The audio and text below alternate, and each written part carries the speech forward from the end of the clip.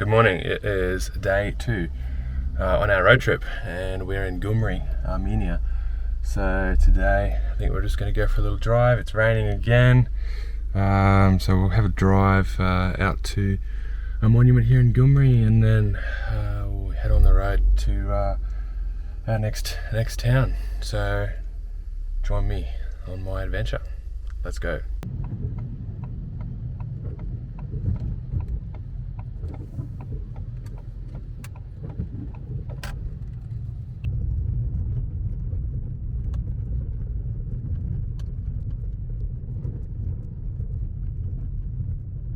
I just got pulled over. I have no idea why. He asked to see my documents, and so I did. I showed him the car registration, the license, passport, but I couldn't understand why he pulled me over. But anyway, they just left, so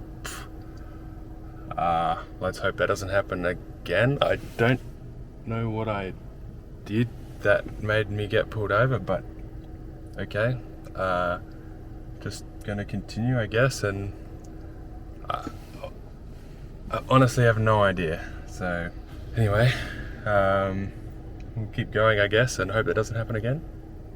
I reckon I know I got pulled over. It's because of the flipping petrol doesn't have a cover on it. So yeah, well, the rental guy gave it to me like that, and he said it was because it was damaged or something, so they just removed it temporarily, and that it's not a problem because it still seals. It's still a weather-tight seal, but obviously the police think differently. So anyway, hopefully I don't get pulled over for that again, because it's not like I can fix it. Anyway, here we are at our first stop.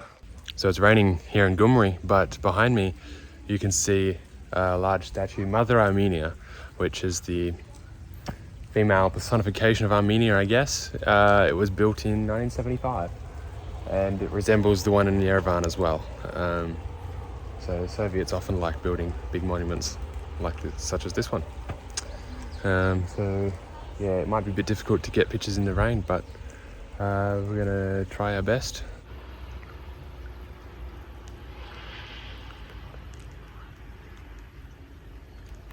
Alright, back to the car. Maybe I should find my umbrella. Just filling up with petrol. I don't know how much this is going to be. Probably a lot.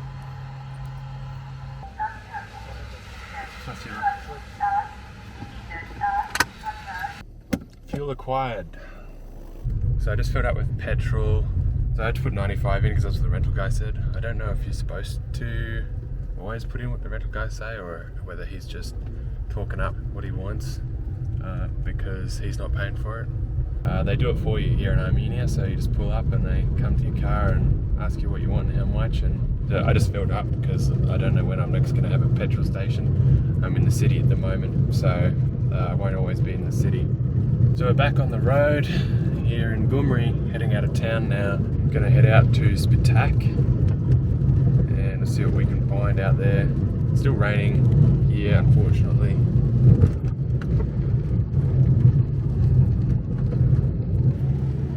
There's a copper up there. Please don't pull me over. But today's goal is to not drive over so many potholes or speed bumps.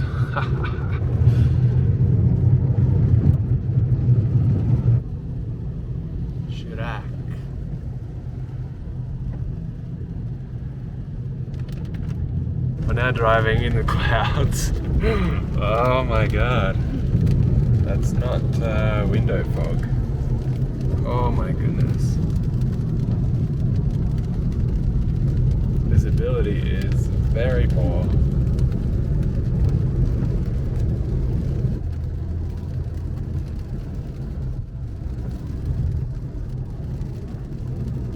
One thing that is good about today though is that the roads are very smooth. I say very smooth.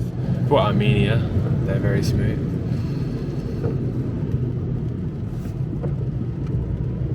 So I'll take that.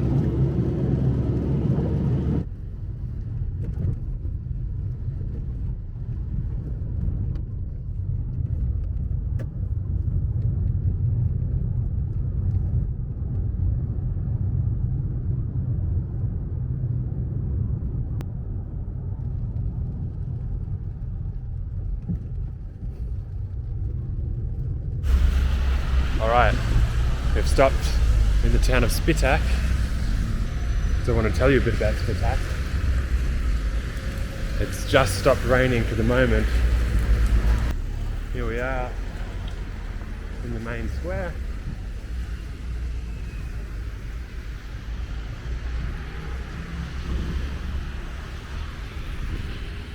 As you can see here, we've got the flag of Nagorno-Karabakh and the flag of Armenia. In 1988, Spitak was struck by a devastating earthquake that destroyed the entire city. Much of the city was built during the Brezhnev era, where funds were not available to build things with the same quality that they used to be. So many corners were cut during construction, and as a result, many people died. I think something like 30,000 people died in the Armenian earthquake in 1988, 15,000 of which were here in Spitak, which was 1/3 of the city's population at the time.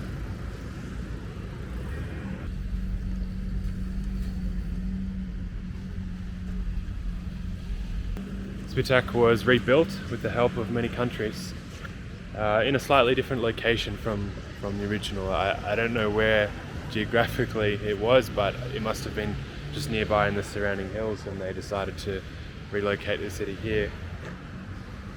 Aid was sent from many countries, including the United States as well, which came at the request of the Soviet government. The US supplied medical supplies, they provided rescue teams. It was the first time since World War II that the United States provided aid to the USSR. That was for the Armenian earthquake here in Spitak.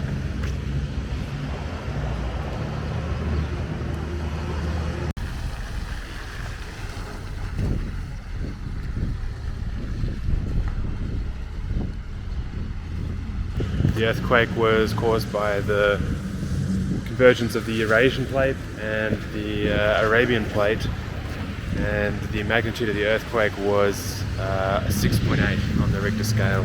But its true devastation came from the poor building construction in the town.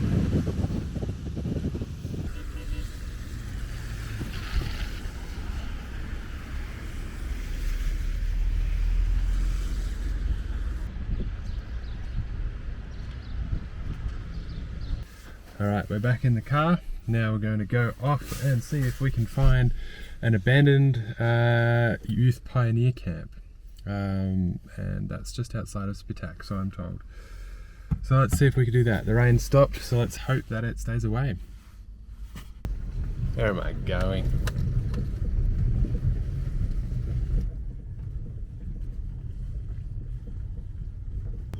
So pretty out here. Look at this.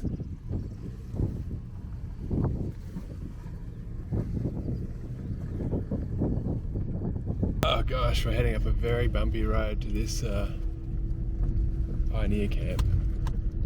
Abandoned Soviet pioneer camp. Oh, gotta take it real oh gosh. Slow up this road, if you could call it that. Guys, we have arrived at our abandoned pioneer camp. Our abandoned Soviet pioneer camp. Here you can see the sign behind me. It says Pioner Lagerskarska, which means Pioneer Camp Fairy Tale. That's the name of the camp. Look at the location as well. Pretty amazing. We're going to walk up into the camp and see if we can get inside some of the buildings. I haven't seen anyone around, which is a good sign. Amazing scenery here in Armenia. Look at this mural up here I'll get a bit closer in a second so I can take some photos. Look at it. Wow. Amazing Soviet art.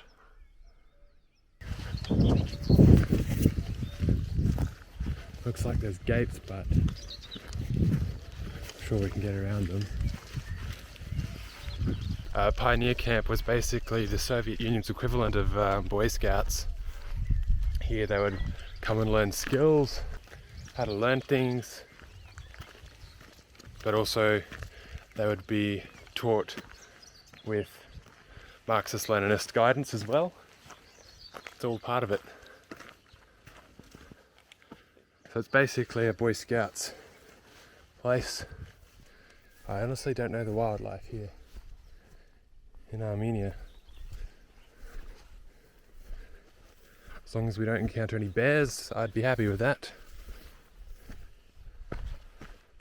Wow.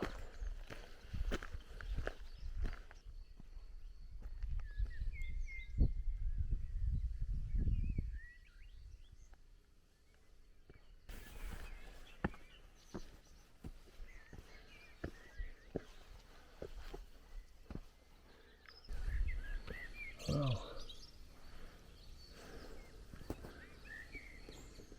Don't know who this guy is.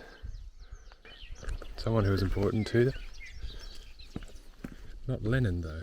Interesting.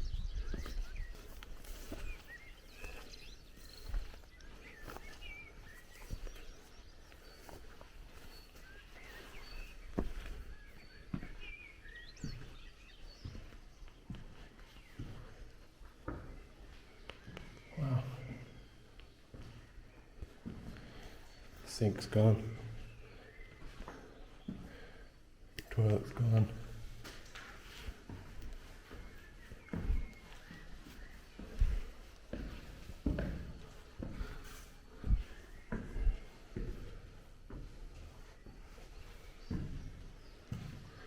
Wow, look at the wallpaper.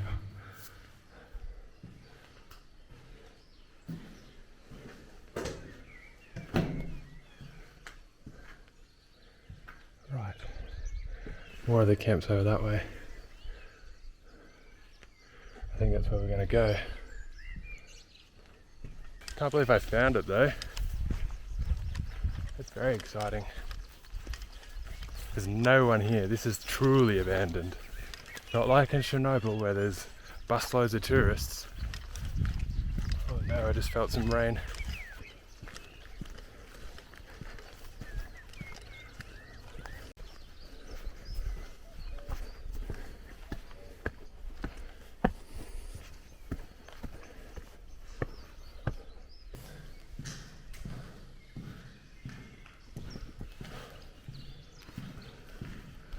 Wow.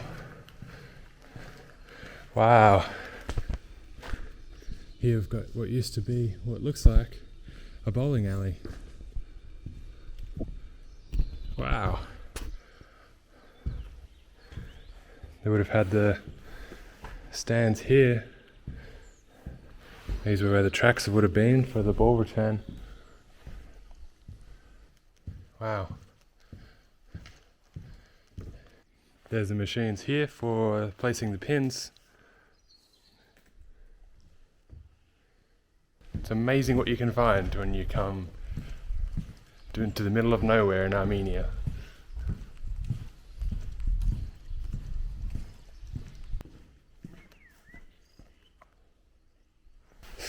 Ow. The nettles really get me.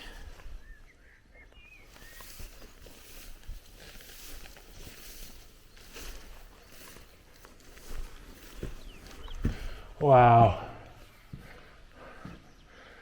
Oh my gosh, we struck the jackpot. Look at this. That's amazing. Giant Soviet mosaic. Oh, the nettles. Wow. Look at that. It's an old swimming pool here at the Pioneer Camp.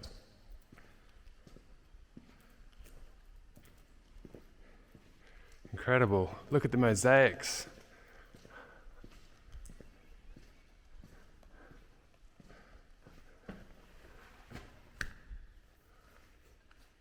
Amazing. Got some dates up on the wall, 1988, 1996.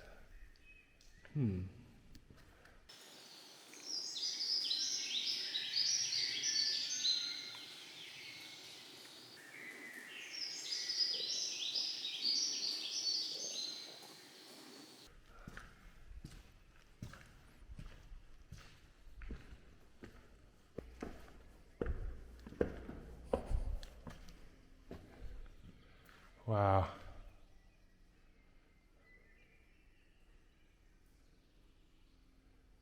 We have struck the mosaic jackpot. Look at this. I can't believe I found it. That's amazing.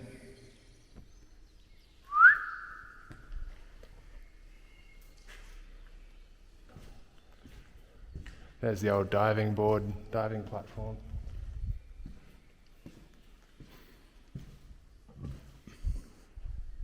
Probably some sort of change room. You can see the aquatic. There's a starfish over there. Shark. Some divers here. And here up top we've got the blocks. Wow. That's incredible. I'm gonna have to get some good pictures in here and then see what else we can find. Wow.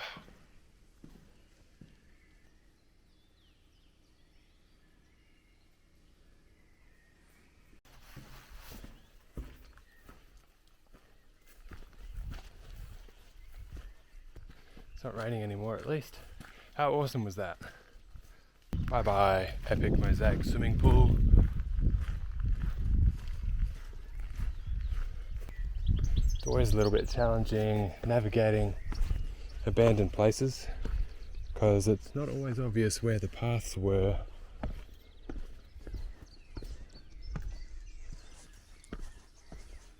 I can hear a car. That's not good.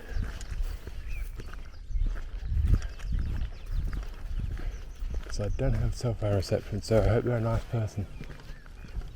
What I might do is get back to the car and fly the drone over, see what else we can find.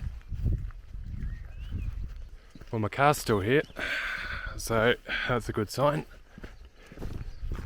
Another car just drove past mine. Taxi. I think they're leaving. Wonder if that means I'm not alone anymore. Dropped off someone. I'm not sure.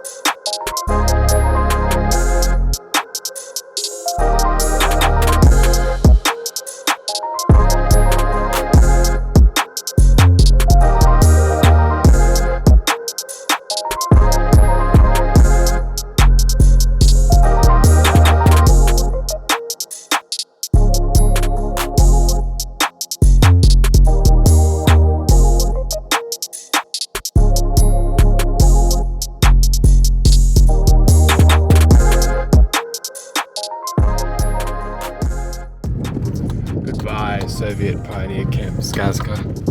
Check the brakes, okay, well.